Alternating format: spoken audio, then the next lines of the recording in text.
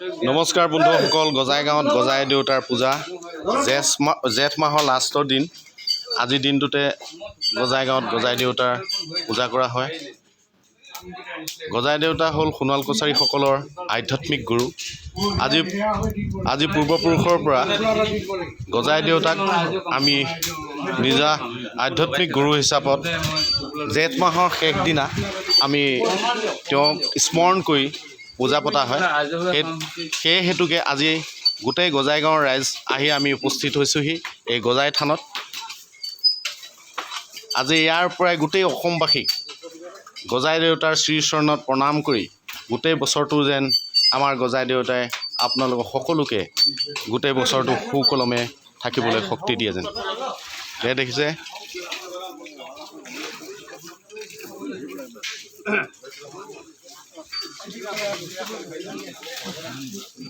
ইয়াৰ আমাৰ ৰাইজে যো-জা কৰি আছে। আলু, ৰঙালাও, এইটো বাঁহগাজ আৰু পচলা। এই জ্যেষ্ঠসকল বহি আছে। চাউল, সাঁজৰ পানী, সাঁজ লৈ অহা হৈছে। ইয়াৰ লগতে বিশেষকৈ আমাৰ পূজা স্থলত গজাই দেউতাৰ স্মৰণত আমি ৰঙা কুকুৰা গজাই থানৰ স্থানত আমি নিয়োগ কৰিম। এই জ্যেষ্ঠসকল লাগি আছে। মূল গজাই দেউতাৰ মন্দিৰলৈ প্ৰৱেশ ঘটিছে। এচক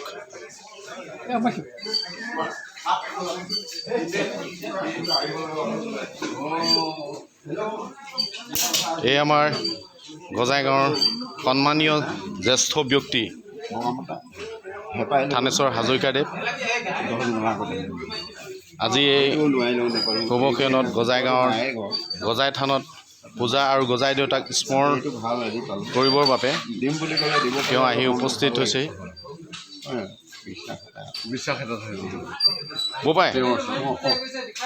গজাই গাঁৱৰ গজাই পূজাটো আজি জেঠ মাহৰ শেষ দিনাখন কৰা হৈছে। যিহেতুকে গজাই দেউতাটো আমাৰ সোণোৱাল কছাৰীসকলৰ আধ্যাত্মিক গুৰু, নহয় জানো? সেই হেতুকে দুই এষাৰ আপুনি কৈ দিব নেকি মোৰ পেজটোত? গজাই দেউতাৰ বিষয়ে ক'ব নেকি? কওক, দুই এষাৰ কৈ দিয়ক।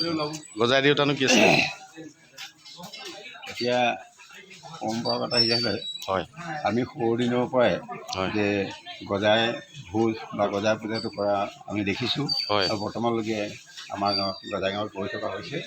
গতিকে এই প্ৰসংগক্ৰমে এই বিষয়ত বিশেষ অৱশ্যে আমি বিশেষ নাজানো, কিন্তু সেই গজাই দেউতা তেখেত বোলে আমাৰ গজাই গাঁৱতে বসতি আছিলে। গতিকে সেইকাৰণে গাঁওখনৰ নামো গজাই গাঁও হ'ল বুলি কোৱা আমি প্ৰবাদ আছে, শুনিছোঁ। গতিকে এই ক্ষেত্ৰত কিমান দূৰ সত্য মই বিশেষ ক'ব নোৱাৰোঁ, তথাপিতো সেইটোকে আমি এতিয়া মানি লৈছোঁ। আৰু সেই সূত্ৰে আমি এতিয়াও সেই বাৰীখন আছে য'ত আমাৰ গজাই দেউতা বসতি স্থাপন কৰিছিলে বুলি কৈছে। সেই বাৰীখনো আছে এতিয়া।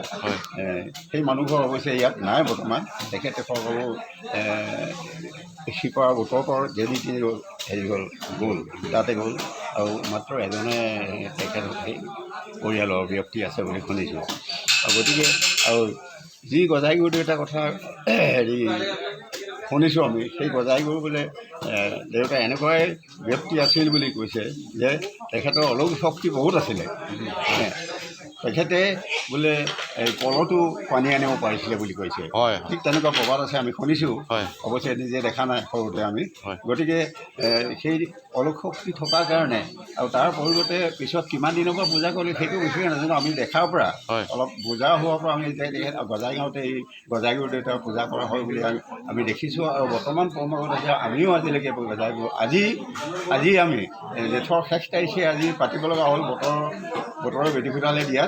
গতিকে এই আজি বতৰৰ শেষতে আমি তেখেতৰ পূজা অৰ্চনা কৰিব লৈছোঁ। মানুহবোৰ গোট খাইছে আৰু ইতিমধ্যে পূজা আৰম্ভ কৰিবলৈ যা যোগাৰ কৰা হৈছে।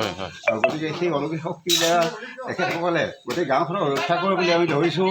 আৰু পূবে পশ্চিমে উত্তৰ দক্ষিণে তেখেতে গোটেই গাঁওখন ধৰি ৰাখে ধৰি থাকে আৰু তেখেতে যিখিনি অপায় অমংগল আছে সেইখিনিও ব্যাধি দূৰীকৰণত সহায় সাৰথি কৰিছে বুলি আমাৰ পূৰ্বপুৰুষসকলে পূৰ্বপুৰুষসকলে আমি কৈ গৈছে। গতিকে সেই অনুপাতে আমি গোটেই তেখেতক সেৱা পূজা কৰিবৰ কাৰণে আজি যা যোগাৰ কৰা হৈছে। ইয়াকে মই ধন্যবাদ বৰ্তা। মই এতিয়া আপোনাৰ মূল পূজাস্থলীলৈ গৈ আছোঁ, যিহেতুকে ৰাইজে মাতিছে। আমাৰ গজাই দেউতাৰ পূজা অৰ্চনা চলিব এতিয়া। ইতিমধ্যে আমি গজাই মূল থানত সোমাইছোঁহি। জয় গুৰু গজাই দেউতা। এই আপোনাৰ মূল স্থানলৈ মই আহিছোঁ। এই ৰাইজ আহি উপস্থিত হৈছেহি। এতিয়া পূজা অৰ্চনা কৰিবৰ কাৰণে পূজাৰী বহিছে, যিহেতুকে এই চাব।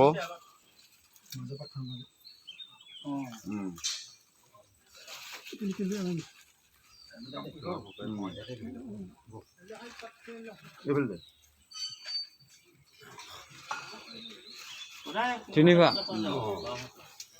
চালতে মনত সমিতি প্ৰথম সেইখিনি তিনিবা ডাল বসুমতি কৰি দিব।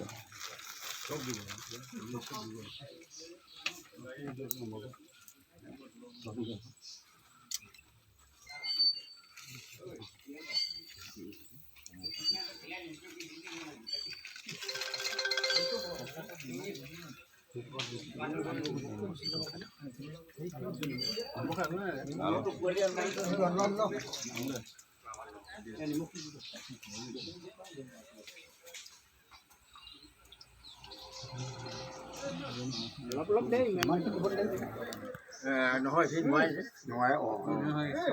দেখাই আছে। সেইকাৰণে এইখিনি মানে মানুহ যিখিনি আহিছেতো চাই ল'ব দিছোঁ। চাই লওক, কাৰণ এজন মানুহে নোৱাৰেতো